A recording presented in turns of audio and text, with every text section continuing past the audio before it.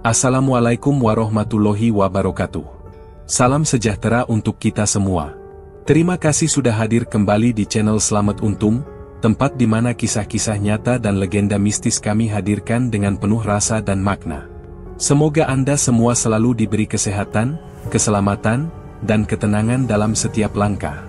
Dukung terus channel kami dengan cara subscribe, like, dan aktifkan loncengnya, agar Anda tidak ketinggalan cerita-cerita pilihan yang akan terus kami sajikan.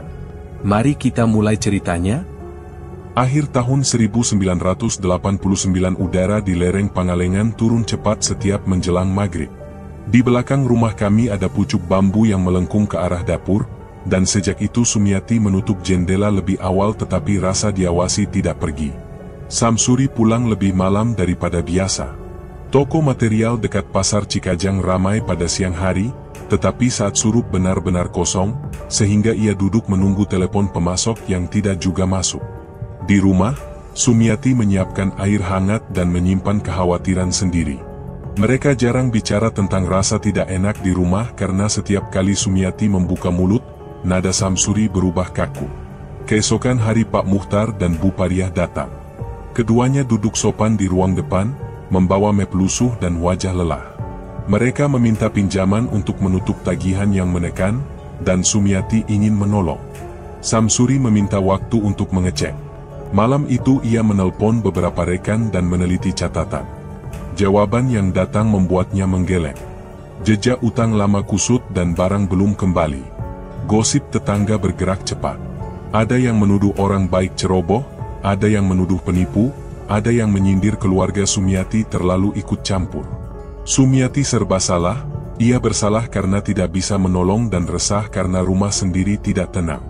Samsuri menutup topik itu rapat lalu pulang makin larut. Sumiati tidur dengan mata terbuka, menghitung napas agar tidak panik. Setiap memejam, ruang kamar mandi terasa menarik perhatiannya tanpa alasan jelas. Senja berikutnya Sumiati sendirian di rumah. Angin masuk dari sela pintu. Bayangan memanjang di ambang kamar mandi. Sosok yang mirip Samsuri berdiri diam. Telapak kaki meninggalkan jejak air tipis. Jarak mereka beberapa langkah saja. Sumiati memegang tepi wastafel agar tidak goyah. Dada berdegup, pipi hangat, leher kaku. Sosok itu tidak berkata apa-apa, tetapi keberadaannya terasa sangat dekat. Sumiati menelan ludah dan memberanikan diri. "Kang, pulang sekarang," suaranya tipis. Sosok itu tidak menjawab. "Kalau sakit bilang, aku ambil minyak," ia mencoba tenang. "Kamu dari toko atau dari gudang?" Pertanyaan meluncur begitu saja. "Kenapa basah?" Ia menahan napas. Sosok itu menggeser satu langkah. "Jangan terlalu dekat," ucap Sumiati pelan. Hening membesar. "Aku bisa dengar kamu kalau bicara," ia menekan kata. "Kamu bukan Samsuri kan?" Kalimat itu keluar sebelum ia sempat berpikir. "Sebut namamu sekarang." "Jangan sentuh aku. Aku tutup pintu kalau kamu diam." "Kenapa diam? Jawab sekarang. Aku minta kamu pergi." Tidak ada jawaban, hanya tatap yang tidak bisa dipastikan. "Kamu dengar aku?" Sumiati menambah nada. "Pergi sekarang." "Dengar, aku takut." Suara air dari keran menjadi pegangan. Ia melangkah memutar keluar kamar mandi, lewat bahu yang dingin tanpa menyentuh. Ruang tengah sunyi. Ia duduk di tepi ranjang dan memeluk lengan sendiri. Di luar, pucuk bambu tetap condong ke arah dapur. Kunci pintu depan berputar. Langkah sepatu kerja memasuki rumah. Suara batuk kecil yang dikenalnya mengisi ruang. "Sumi, aku telat, ada kiriman tersendat di pasar," suara Samsuri lelah. "Air hangat ada?" ia bertanya singkat. "Ada," jawab Sumiati pelan. "Kamu baik-baik saja?" tanya Samsuri. "Aku capek," kata Sumiati. "Tadi ada tamu?" tanya Samsuri. "Tidak," jawab Sumiati setelah jeda. "Besok aku berangkat lebih pagi," ucap Samsuri. "Jangan lupa sarapan," kata Sumiati. "Iya, aku minta Rusdi datang lebih awal. Kalau pulang larut kabari." "Iya. Besok jangan pulang larut. Aku takut saat surup. Temani aku di rumah." Jangan tinggalkan aku. Aku tidak kuat sendiri. Dengar aku. Malam itu mereka berbaring tanpa banyak kata. Sumiati memejamkan mata, namun tubuhnya masih mengingat jarak di ambang kamar mandi. Ia menarik selimut sampai dada, mengatur napas, dan menunggu detak di telinga kembali normal. Pucuk bambu di belakang rumah tidak bergerak. Dalam gelap yang rata, Sumiati tahu tidak ada jawaban malam ini. Yang ada hanya dada yang belum tenang dan pandangan yang enggan tertidur sampai kantuk datang sendiri. Jantung Sumiati belum tenang sejak malam itu. Ia bangun lebih awal, menyiapkan air hangat, menutup ventilasi, dan memeriksa kunci pintu belakang 2 kali. Di belakang rumah pucuk bambu tetap condong ke arah dapur seperti penanda yang tidak ingin pergi. Setiap surup udara di dapur selalu lebih dingin dari ruang lain. Ia menahan diri untuk tidak panik, tetapi getar halus di dada muncul tanpa aba-aba. Setelah zuhur rumah kembali sunyi. Lantai kamar mandi sudah ia pel, handuk sudah ia tata, gelas sudah menghadap ke bawah. Yang belum datang hanyalah langkah sepatu Samsuri di teras. Sore merayap dan cahaya di jendela menguning. Di ambang pintu kamar mandi muncul sosok yang mirip Samsuri. Jaraknya sangat dekat. Kulit Sumiati merinding, tetapi napasnya justru melambat. Ada hawa lembab yang menempel di udara. Tenang yang datang tanpa alasan. Ia tahu ini bukan suaminya, tetapi tubuhnya seperti mengingat sentuhan yang belum terjadi. Ia menelan ludah. "Kang, jawab aku," bisiknya. Tidak ada suara. "Kalau kamu Samsuri, sebut nama barang yang kubeli pagi ini." Sunyi menggantung. "Jangan terlalu dekat, aku tidak nyaman." Sosok itu condong setipis telapak. Wajahnya tetap di tempat yang tidak bisa benar-benar terlihat, namun keberadaannya terasa nyata di kulit lengan Sumiati yang hangat. "Berhenti di situ," katanya pelan. Pintu depan berderit. Langkah sepatu kerja terdengar dari ruang tengah. Sosok di ambang memudar seperti terseret keluar dari pandangan. Samsuri masuk dengan bau debu dan solar. "Aku baru dari gudang," katanya datar. "Kamu kenapa pucat?" Sumiati menahan kata yang hendak keluar. "Aku butuh kamu di rumah saat surup," ucapnya. "Kamu kelelahan?" balas Samsuri. "Tidur sebentar." "Aku tidak berhalusinasi," kata Sumiati. "Ada yang berdiri di sini." Samsuri memeriksa lantai yang masih basah. "Air dari pipa menetes," katanya pendek. "Nanti aku betulkan." Sumiati menggigit bibir. "Jangan bilang itu cuma pipa," ucapnya. "Dengarkan aku." Samsuri melihat jam di dinding. "Aku harus kembali sebelum toko tutup," katanya pelan. "Malam ini ada kiriman." Beberapa hari berikutnya toko semakin menyita waktu. Telepon pemasok sering mati. Truk datang terlambat. Pembeli pindah ke kios lain karena selisih harga. Lawan bisnis menabur isu yang merusak nama dan bilang Samsuri menahan barang. Samsuri pulang lebih malam, bicara seperlunya, menanyakan stok, mencatat angka, lalu menutup buku. Di rumah Sumiati menjaga ritme agar Adi tidak ikut gelisah. Tetapi setiap menjelang maghrib terdengar langkah halus di belakang rumah seperti ada yang berjalan di sisi kebun. Pucuk bambu makin condong dan bayangannya jatuh di mulut dapur. Sumiati mencoba sibuk dengan panci dan kain, namun perhatiannya terus kembali ke ambang kamar mandi. Suatu senja ia memilih bicara jelas. "Kang, kalau perlu bantuan bilang. Aku bisa ikut ke toko," katanya. Samsuri menggeleng. "Di sana berantakan. Kamu di rumah saja." "Aku takut saat surup," ucap Sumiati. "Ada langkah di belakang." Samsuri menarik napas. "Jangan pikir yang aneh-aneh," jawabnya. "Besok aku bawa Rusti lebih awal." "Aku butuh kamu, bukan Rusti," kata Sumiati. Samsuri menunduk sejenak. "Paham," ucapnya pelan. "Tahan sebentar." Malam itu Sumiati mandi lebih lama dari biasa. Air menyentuh bahu dan menghangatkan kulit yang sejak sore terasa tegang. Ia memejamkan mata, mengatur napas, lalu membuka mata cepat ketika bayangan di ambang pintu seperti mengisi ruang lagi. Tidak ada siapa-siapa. Ia mengelap tubuh, memakai baju rumah, dan menengok dapur. Kompor mati, panci sudah kering, pintu belakang terkunci. Namun rasa dilihat tidak hilang. Di meja ia duduk dengan punggung tegak, menunggu detak di telinga turun. Keesokan petang Adi bermain di teras dengan mobil mainan, mendorongnya pelan lalu menangkapnya kembali. Matahari bergerak turun. Sumiati menyiapkan teh hangat dan memanggil anaknya dari ambang pintu. Tidak ada jawaban. Ia keluar, hanya menemukan mobil kecil tergeletak dekat kaki kursi. Pintu pagar masih tertutup. Jalan setapak sepi. "Adi," jawab ibu, panggilnya lebih keras. Tidak ada yang menyahut. Sumiati menyisir halaman depan, menengok sisi kiri rumah, lalu menyeberang ke sisi kanan. Tidak ada. Rasa dingin naik dari telapak kaki ke punggung. Ia menahan cemas dan menekan nomor Samsuri. "Aku di pasar," kata Samsuri. "Tunggu aku beberapa menit."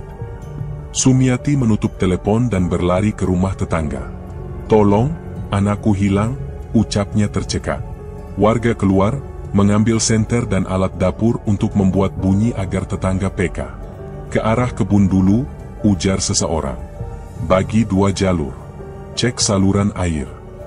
Sumiati mengikuti langkah mereka yang cepat. Setiap kali ia menoleh ke belakang, seperti ada langkah halus yang mengikuti dari arah bambu, tetapi ketika ia melihat, halaman kosong. Malam turun penuh. Pencarian belum menemukan tanda. Samsuri datang dan memanggil Adi dengan suara yang naik turun. Warga menyebar hingga batas kampung lalu kembali dengan wajah letih. Tidak ada jawaban. Sumiati berdiri di dekat dapur, memegang dinding agar tidak jatuh.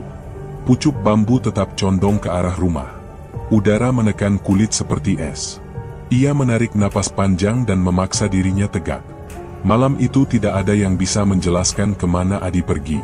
Yang tersisa hanya dada yang berat dan pikiran yang berputar tanpa berani mengambil kesimpulan. Malam itu tidak ada jawaban, hanya dada yang berat dan pikiran berputar. Dari sisa lelah kami ikut warga menyisir sampai suara memanggil menjadi serak. Di ujung batas kebun Bayombong ada pohon jengkol tua yang condong ke jalur setapak. Senter berhenti di sana. Adi duduk di dahan licin yang tidak masuk akal untuk anak seusianya.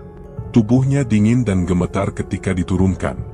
Matanya kosong dan tidak mengenali kami. Samsuri memeluk sebentar lalu mengangkatnya ke punggung. Kami pulang dengan langkah yang tidak mantap, menahan banyak tanya yang belum ada tempatnya. Di rumah aku menahan marah yang naik turun. Samsuri sempat membuka buku stok yang dibawa dari gudang sebelum menatap wajah Adi lama-lama. Aku ingin ia memeluk lebih lama, bukan memikirkan angka.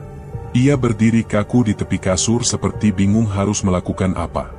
"Biarkan aku cek dulu suhu badannya," katanya datar. "Nanti aku ke puskesmas." Aku menahan kata yang tajam. "Peluk dulu, biar dia tenang," ucapku. "Anakmu ketakutan." Samsuri menghela napas, menyentuh kening Adi sebentar, lalu menutup buku catatannya. "Rusdi akan jaga toko besok," ujarnya. "Aku akan lebih sering di rumah." Aku mengangguk, tetapi rasa tidak enak tidak turun juga. Sejak itu Adi berubah. Ia menolak makan normal, hanya mengunyah 2 atau 3 kali lalu menolak sendok berikutnya. Ia duduk lama menghadap halaman belakang, matanya tertancap pada rumpun bambu. Setiap senja ia menangis pelan, bahunya naik turun, dan tangannya menutup telinga. "Adi, lihat ibu," kataku perlahan. Ia tidak menoleh. "Kalau tidak mau makan, minum dulu." Ia menggeleng kecil. Samsuri mencoba mengajak bicara, tetapi Adi memeluk lutut dan terus menatap keluar. Malam hari ia sulit tidur dan sering bangun dengan napas tersengal.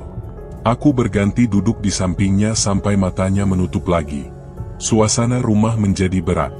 Gosip warga beredar bahwa keluarga kami membawa pulang gangguan. Ada yang menawari jasa, ada yang menyindir di depan pagar seperti sudah mengerti semua. Aku menutup telinga dan merapikan rumah berkali-kali, berharap cemas mereda.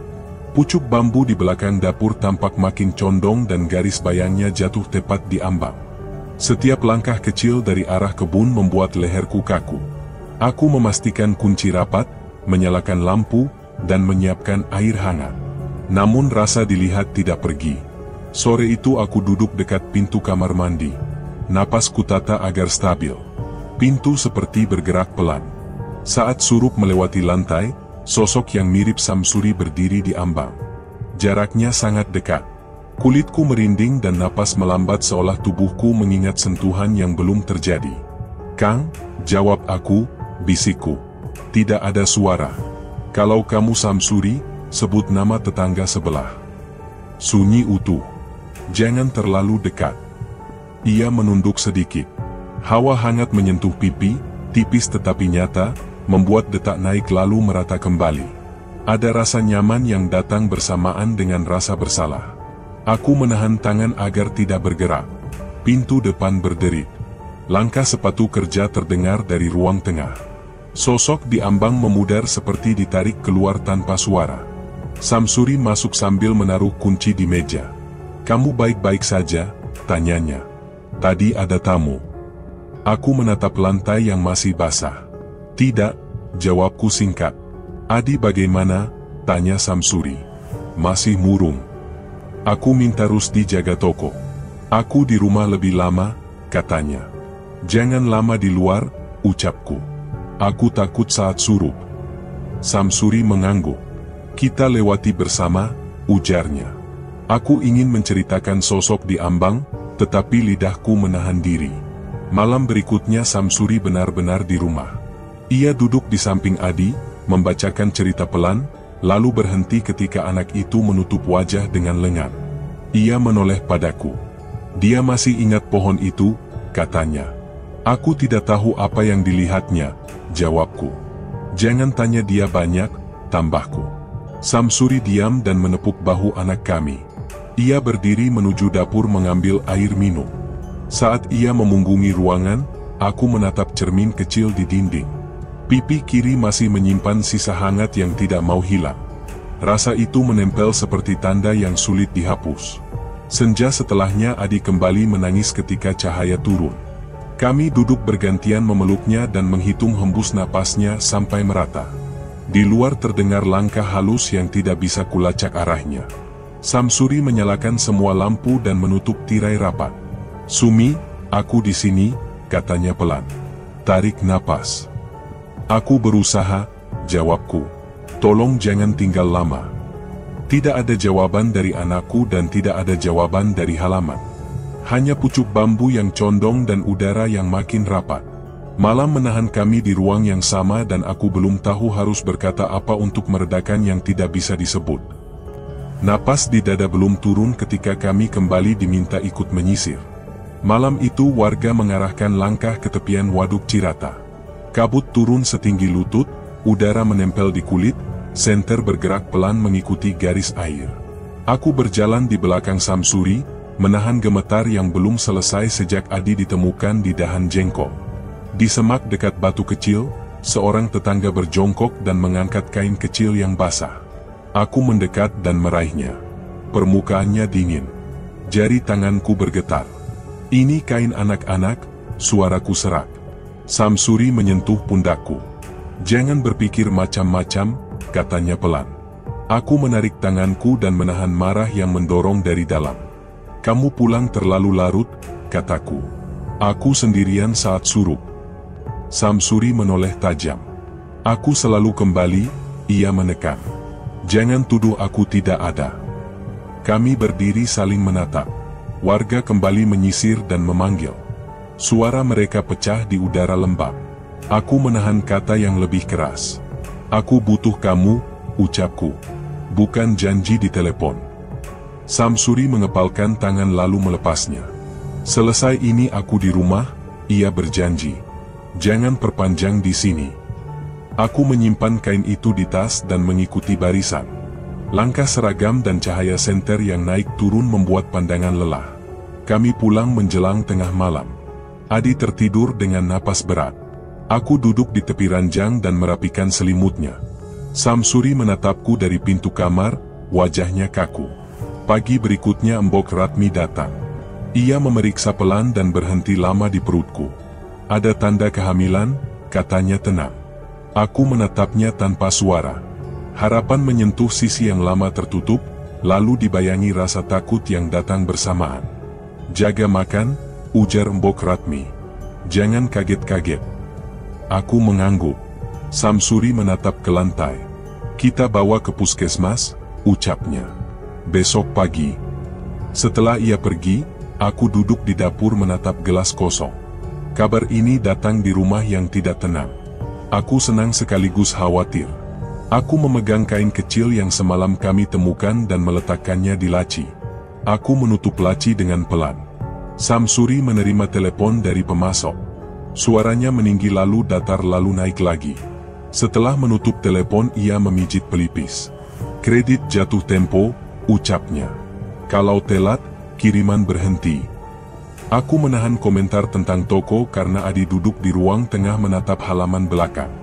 Kamu di rumah, kataku. Rusdi bisa jaga. Samsuri menimbang, lalu mengangguk. Aku coba telepon Rusdi, ucapnya. Aku juga akan ke pasar sebentar. Tidak lama. Aku menatap jam dan tidak menjawab. Ia menatapku kembali. Aku akan pulang sebelum surup, katanya tegas. Pegang itu. Menjelang sore aku menyiapkan air hangat dan memastikan kunci pintu belakang rapat. Adi meringkuk di sofa, matanya merah karena kurang tidur. Aku duduk di ambang kamar mandi dan mengatur napas pelan. Pucuk bambu di luar jendela tetap condong ke arah dapur.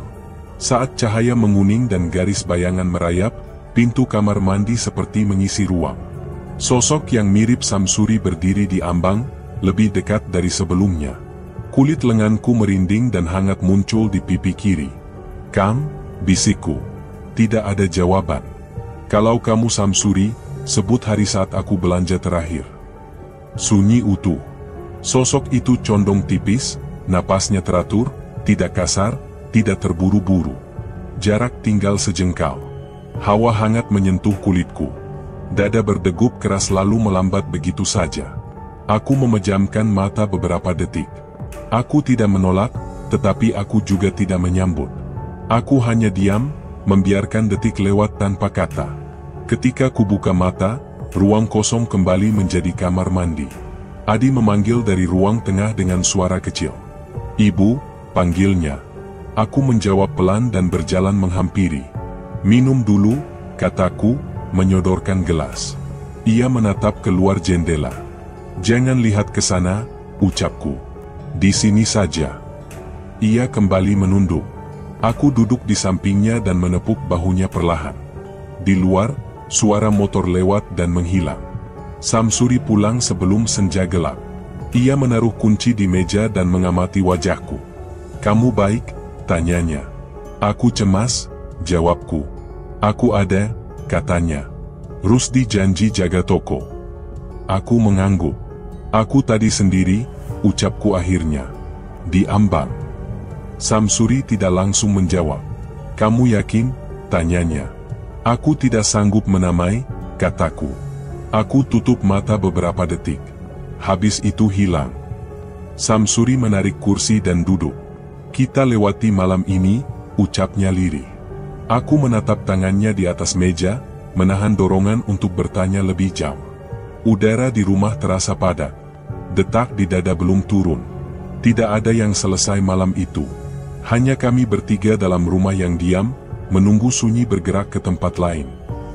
Detak di dada belum turun sejak malam yang sunyi itu.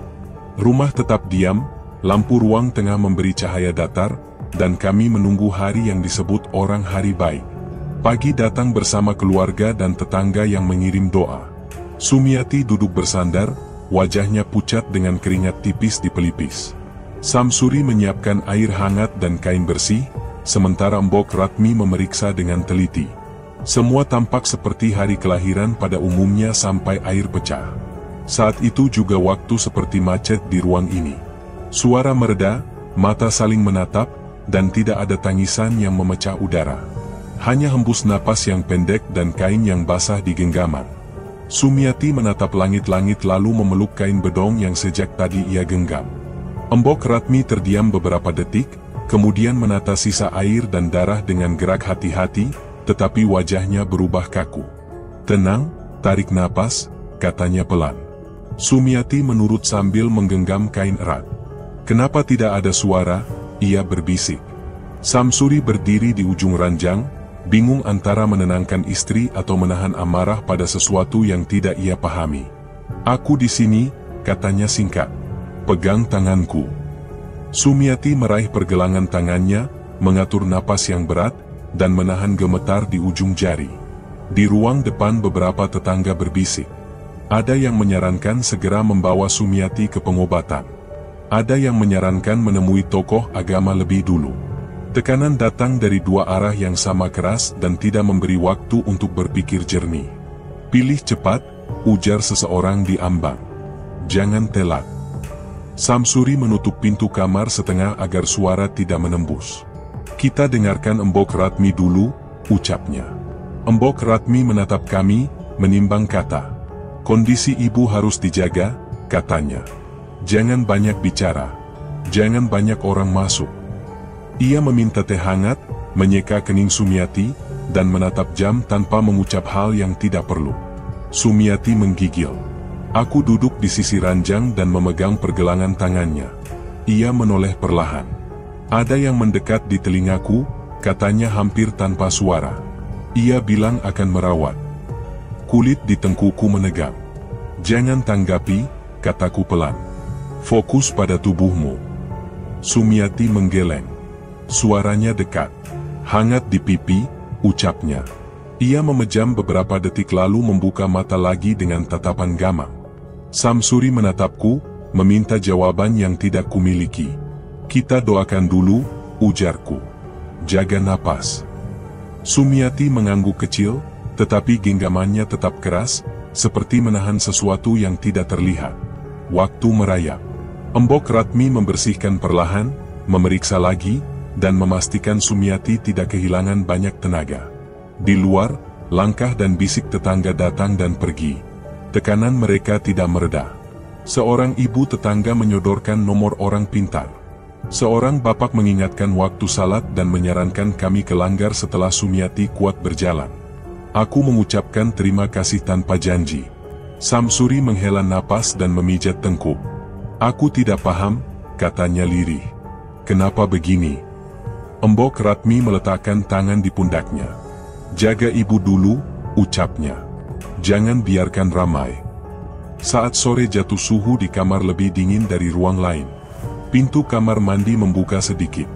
Di ambang, udara bergerak pelan seperti ada yang berdiri di sana. Sumiati menahan napas. "Jangan," kataku. "Tutup mata." Ia menurut, bibirnya bergetar. "Ada lagi," bisiknya. Aku berdiri dan menutup pintu kamar mandi rapat. "Kamu di sini, Sumi," ujarku. "Pegang tanganku." Ia mengikuti dan genggamannya mengencang. Hawa hangat tipis menyentuh pipiku saat pintu tertutup, lalu menghilang begitu saja. Sumiati menelan air liur, napasnya memendek, namun matanya tidak lagi berkedip terlalu cepat. Menjelang senja Pak Muhtar datang. Ia mengetuk pelan dan meminta izin masuk. Wajahnya letih tetapi tenang. Ia tidak menagih masa lalu. Ia duduk di kursi dekat jendela dan menunduk.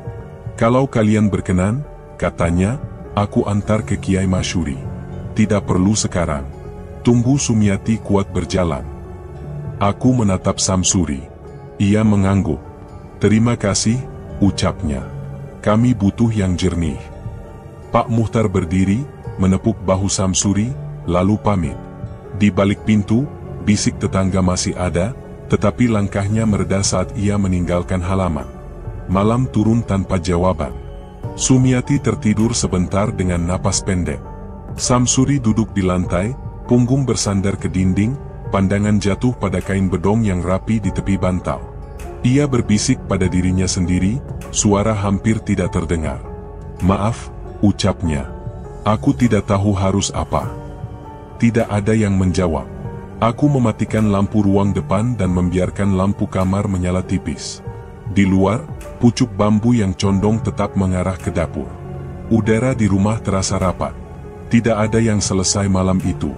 Hanya kami bertiga menjaga ruang yang menahan suara, berusaha menenangkan tubuh, dan menahan jantung agar tidak meledak di dada. Kami menutup mata, membuka lagi, dan menunggu diam sampai pelan. Detak di dada belum turun sejak malam yang sunyi. Lampu kamar tetap menyala rendah. Sumiati tertidur sebentar lalu bangun lagi. Pagi berikutnya Pak Muhtar datang dan mengantar kami ke langgar kecil. Lantai bersih dan udara tenang. Kiai Masyuri duduk menghadap kami, sorot matanya jernih tetapi tegas. Sumiati menggenggam ujung selendang. Samsuri duduk kaku, menunduk pendek, seperti menahan banyak kata. Kiai memulai dengan suara sedang. Apa yang sebenarnya kamu minta pada dunia? Samsuri menarik napas. Aku ingin tokoku menang di pasar. Aku pernah mencari jalan mudah. Aku menyesal. Kiai mengangguk pelan. Ada yang menempel di rumahmu. Ia suka jam suruh. Ia menyaru sebagai orang yang paling kamu percaya. Air doa tidak cukup jika pintu di dalam tidak ditutup. Sumiati menahan getar. Apa yang harus kami lakukan? Tanyanya. Jaga suruh. Baca amalan. Jangan biarkan rumah kosong, jawab Kiai. Aku menatap Sumiati. Ia mengusap pipi, lalu berkata pelan. Tubuhku sering tenang saat sosok itu dekat. Aku takut karena aku merindukannya. Ruang seolah mengerut. Samsuri menoleh dengan wajah kaget. Jangan salahkan Sumi, ujarku cepat. Kiai mengangkat telapak tangan. Rasa adalah gejala. Jangan dihukum. Tugasmu adalah menutup pintu dari dalam. Samsuri meremas lutut sendiri. Toko sedang turun. Orang menyebar isu. Pemasok mulai menekan. Kredit berjalan hampir jatuh tempo. Kiai mendengarkan tanpa memotong. Jangan menambah janji yang kamu tidak bisa bayar. Jaga jam rumah. Perbanyak di langgar ini. Aku bantu sebatas yang boleh. Sumiati mengangguk. Nafasnya mulai rata. Aku malu mengakuinya, katanya. Waktu ia dekat, leherku hangat dan kepalaku ringan. Lalu aku sadar ini salah. Aku takut. Kiai menatapnya lama. Kamu tidak meminta ia datang. Tugasmu adalah menolak tanpa perang. Jaga napasmu. Rusdi masuk setelah mengetuk. Wajahnya tegang. Mas, persediaan menipis. Pelanggan lari. Kalau besok tidak ada kiriman, kios sebelah akan mengambil semua. Samsuri mengusap muka. Aku akan ke pasar setelah zuhur. Rusdi menggeleng. Kalau begitu kita tidak keburu. Aku bisa jaga toko, tapi keputusan harga ada di Mas. Kiai menoleh pada Samsuri. Jangan tinggalkan rumah saat suruh. Atur ulang jam kerja. Biar adikmu jaga di depan. Kami duduk lebih lama. Kiai menuliskan amalan di secarik kertas. Baca pada jam yang sama setiap hari. Periksa pintu. Jangan simpan pakaian basah di kamar mandi. Jangan menatap ambang terlalu lama. Fokus pada napas. Sumiati mengangguk. Aku akan patuh. Suaranya serak. Samsuri bertanya pelan. Apakah ini akan cepat selesai? Kiai menggeleng. Aku tidak menjanjikan jalan cepat. Yang cepat jarang kokoh. Sumiati menunduk, lalu memberanikan diri. Jika ia berdiri di ambang, apa yang harus kulakukan? Kiai menjawab singkat. Jangan bicara panjang. Ambil air. Baca. Tutup mata beberapa detik. Pergi dari ruang itu. Cari temani. Sumiati mengulang pelan agar ingat. Ambil air. Baca. Tutup mata. Pergi.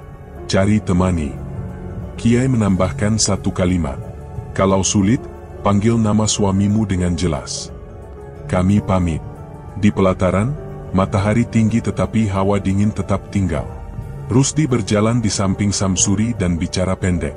Mas, kita harus jual cepat sebagian stok. Daripada macet semua. Samsuri menghela napas. Aku dengar. Ia menoleh pada Sumiati. Aku akan pulang sebelum surut. Sumiati menatap jalan setapak menuju rumah. Aku akan menjaga pintu. Sore merayap saat kami tiba. Pucuk bambu di belakang masih condong ke arah dapur. Sumiati menyiapkan air dan menaruh kertas amalan di meja.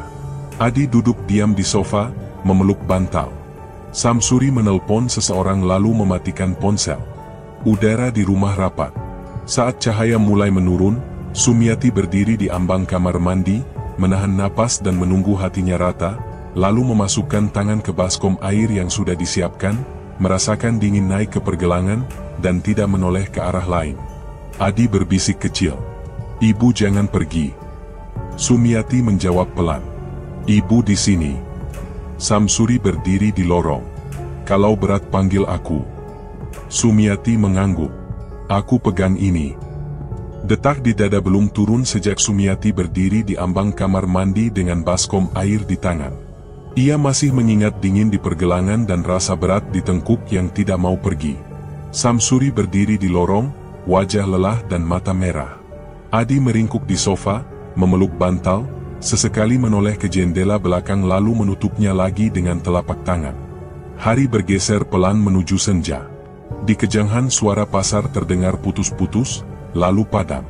Toko material dekat pasar Cikajang siang tadi tetap ramai, tetapi saat surup betul-betul kosong seolah orang sengaja menjam.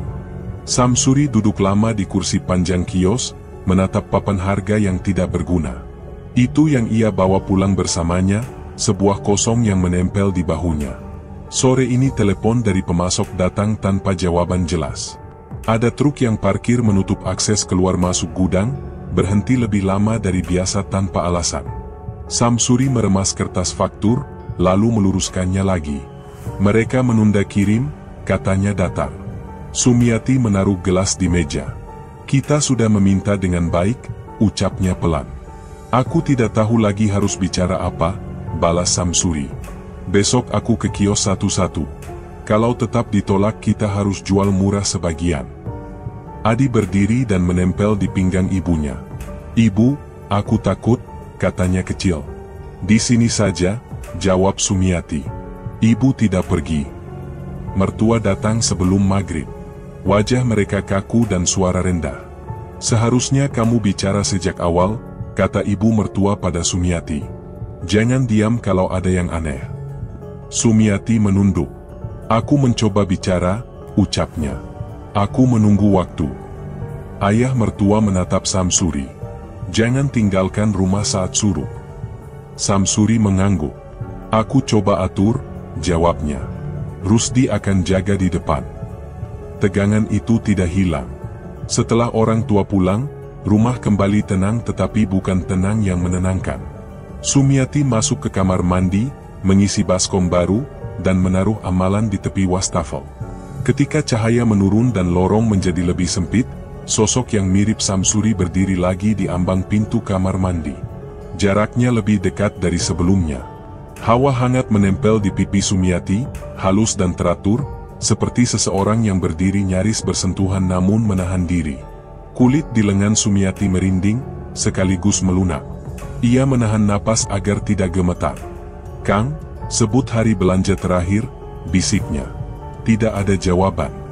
"Mundur sedikit," katanya lebih tegas. Sosok itu menunduk tipis. Nafasnya menyentuh bibir atas Sumiati, membuat detak naik lalu merata lambat.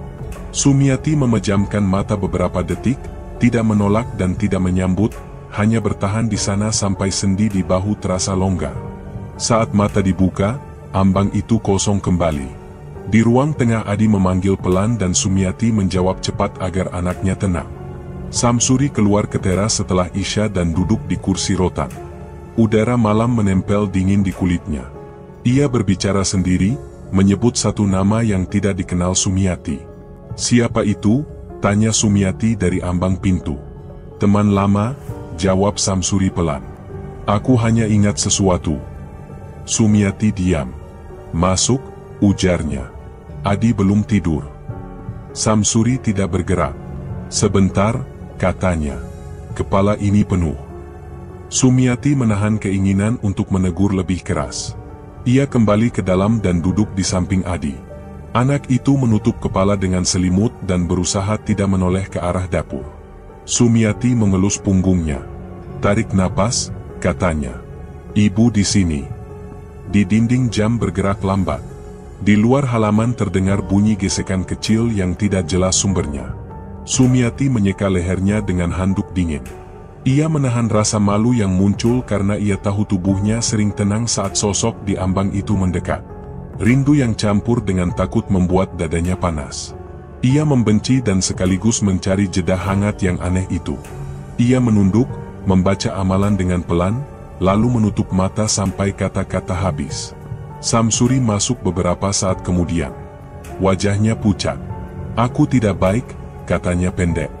"Aku merasa tidak sendiri." Sumiati menatapnya. "Duduk di sini," ucapnya. "Lihat Adi." Samsuri duduk, menatap anaknya yang meringkuk. "Besok aku bayar sebagian," katanya. "Kalau tidak, kita macet." Sumiati mengangguk tanpa bicara. Malam tetap padat. Pucuk bambu di belakang rumah condong ke arah dapur seperti garis yang tidak mau diluruskan. Sumiati memeluk Adi, menatap lorong, dan menjaga napas agar tidak pecah.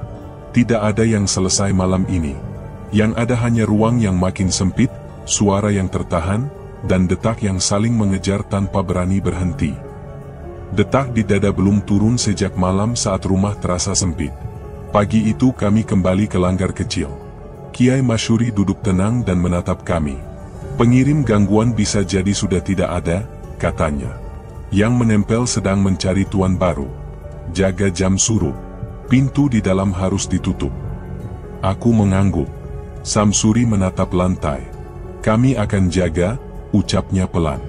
Di luar, beberapa warga menunggu dan meminta pembersihan besar. Suara mereka terdengar datar tetapi mendesak. Pak Muhtar berdiri di tangga dan menenangkan mereka. "Beri keluarga ini ruang," katanya. "Jangan menambah beban." Sepulang dari langgar, gosip berputar lebih cepat. Ada yang bilang dulu ada jalan pintas yang diambil dan sekarang balasannya datang. Aku menahan diri untuk tidak menanggapi. Di dapur, aku menyusun gelas dan piring agar pikiranku tidak pecah. Samsuri duduk menatap buku catatan. Rusdi datang membawa kabar stok menumpuk dan cicilan menunggu. "Kita jual sebagian dengan rugi," kata Rusdi. "Kalau tidak, macet semua." Samsuri menghela napas. "Aku tahu," jawabnya. "Kita pilih barang yang masih laku." Aku memegang tepi meja. "Aku mau pindah rumah," kataku. Samsuri menatapku letih. "Duit menipis," ujarnya. "Tahan sebentar." Aku mengangguk, tetapi hati tidak ikut. Menjelang sore suara orang lewat di jalan depan tidak lagi banyak. Pucuk bambu di belakang tetap condong ke arah dapur. Aku menyiapkan baskom air dan menaruh kertas amalan di sampingnya. Adi duduk diam memeluk bantal dan tidak melepaskan pandangannya dari lantai. Aku duduk di ambang kamar mandi dan mengatur napas. "Kalau berat panggil aku," ucap Samsuri dari lorong. "Aku di sini," jawabku. Udara di kamar mandi dingin. Saat cahaya menguning, pintu seperti mengisi ruang. Sosok yang mirip Samsuri berdiri di ambang, tenang, dekat. Hawa hangat menyentuh pipi, ringan, membuat detak naik lalu merata. "Sebut hari belanja terakhir," bisikku. Tidak ada jawaban. Sosok itu condong tipis, napasnya teratur. Kulit di leherku menghangat. Aku bimbang antara menutup pintu rapat atau membiarkan jarak hilang. Aku memilih mundur perlahan. "Pergi," ucapku pelan. Aku berjalan ke kamar dan menutup wajah dengan kedua tangan. Air mata keluar tanpa suara. Samsuri menyusul dan duduk di tepi ranjang. "Kamu baik?" tanyanya. "Aku tidak kuat," jawabku. "Aku ingin keluar dari sini." Samsuri menunduk dan memegang kening. "Aku juga lelah," katanya. "Besok aku atur stok. Rusdi jaga depan." Malam turun. Aku memandikan Adi dan menidurkannya. Di teras, Samsuri duduk sebentar, lalu kembali masuk dengan langkah goyah. Ia memegang dada dan menahan napas pendek. "Kepala ini berat," ucapnya.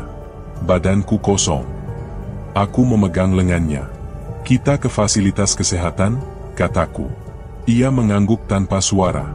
Di ruang periksa, lampu terang tetapi tidak memberi tenang. Samsuri duduk dan memejamkan mata. Petugas memeriksa tekanan dan memberi obat. "Pantau," kata petugas singkat. "Kalau pusing bertambah, kembali." Kami pulang ketika malam semakin dalam. Di rumah, udara rapat. Samsuri berbaring dan menatap langit-langit, matanya kosong. Aku seperti tidak ada di sini, ucapnya. Aku menarik selimut sampai dadanya. Istirahat, kataku. Aku di sampingmu. Di ruang tengah, Adi tidur gelisah. Aku duduk di ambang kamar mandi, memandangi baskom air, lalu kembali ke ranjang. Beberapa hari berjalan dengan pola yang sama. Samsuri keluar masuk perawatan, pikirannya sering kosong, ucapannya pendek. Rusdi mengurus toko sekuatnya dengan potongan harga. Warga masih meminta pembersihan besar, lalu pergi tanpa salam. Pak Muhtar datang membawa buah dan duduk tenang. Pegang napas, katanya pelan. Bagi tugas. Jangan sendiri. Aku mengangguk. Malam itu aku berdiri di lorong dan menatap pintu kamar mandi yang tertutup. Pucuk bambu tetap condong di luar. Di dada, detak bergerak tidak rata dan tidak mau turun. Aku menatap ruang yang sepi dan menahan diri agar tidak jatuh, menunggu jam berganti tanpa membuat janji apa-apa. Detak yang tidak turun sejak malam terakhir masih terasa di dada. Rumah seperti menahan napas. Aku menatap Samsuri yang terbaring, matanya kosong, lalu menatap Adi yang duduk diam di kursi.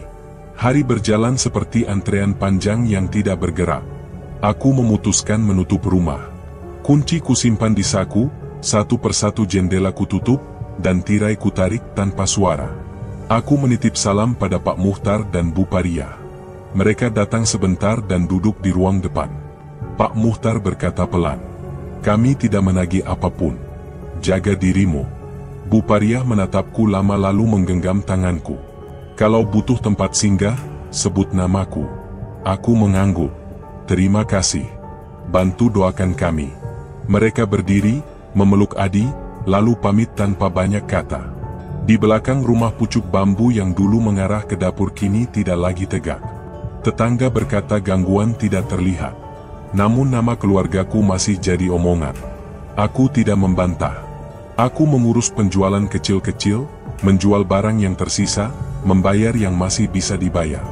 Setiap kwitansi kutandatangani dengan tangan yang tetap gemetar, tetapi aku selesaikan semuanya. Samsuri kupindahkan ke perawatan jangka panjang. Di ruang rawat ia sering menatap langit-langit. Ia berbisik pendek, "Maaf, aku..." Adi kembali sekolah dengan diam yang belum sembuh. Ia pulang lebih cepat, meletakkan tas, lalu duduk menghadap lantai. "Ibu, aku akan belajar lagi." Aku mengangguk. "Belajar pelan." Ia menarik napas dan masuk kamar. Malam hari ia berbaring di sebelahku beberapa menit sebelum pindah ke ranjangnya. Aku membenarkan selimutnya dan mengusap rambutnya. Kami hidup dengan ritme baru yang sederhana. Aku datang sekali lagi ke langgar kecil. Kiai Masyuri duduk seperti biasa. Ia menatapku dengan sorot yang tenang. "Maafkan dirimu. Maafkan suamimu. Tutup semua pintu pada jam-jam suruh. Jangan menunggu suara." Aku menahan air mata. Aku bertanya pelan. "Jika rasa itu datang lagi..." Kiai menggeleng. "Rasa itu tidak perlu diundang. Kamu berjalan saja. Pegang napas, pegang lantai, pegang doa." Aku menunduk. "Terima kasih, Kiai." Ia mengangguk dan tidak menambah kata. Aku kembali ke rumah yang sunyi untuk terakhir kali. Lantai bersih, gelas tertata, dan baskom kosong. Aku berdiri di ambang kamar mandi. Udara dingin pindah pelan di kulit wajah. Aku berbisik pada diriku sendiri. Selesai. Aku mematikan lampu kamar satu persatu hingga tinggal ruang depan. Adi menunggu di teras. "Ibu, sudah." Aku menjawab singkat. "Sudah." Kami berjalan keluar. Gerendel kutarik, kunci berputar, dan suara kecil itu cukup untuk menyatakan selesai. Aku tidak menoleh. Di batas kebun bayombong pohon jengkol tetap berdiri menandai jalur setapak yang tidak ingin kulewati lagi. Malam itu kami menginap di rumah Pak Muhtar. Pagi berikutnya kami akan mencari kontrakan dekat fasilitas perawatan. Aku menggenggam tangan Adi. Ia menggenggam kembali. "Ibu, kita baik-baik saja." Aku mengangguk. "Kita baik-baik saja." Di hari-hari setelah itu aku menutup pintu saat surup, membasuh wajah, dan duduk diam tanpa menunggu apapun. Nama keluarga kami tetap jadi bahan omongan, tetapi mulut orang tidak mengubah napas kami. Samsuri tinggal di perawatan dan aku menjenguk sesuai jadwal. Ketika malam turun dan rumah kontrakan sunyi, aku mengulang kata-kata Kiai. Maafkan, tutup, dan berjalan. Detak di dada akhirnya menemukan tempatnya. Tidak cepat, tidak indah, tetapi cukup untuk hidup tanpa menoleh. Terima kasih sudah menemani kisah ini sampai akhir.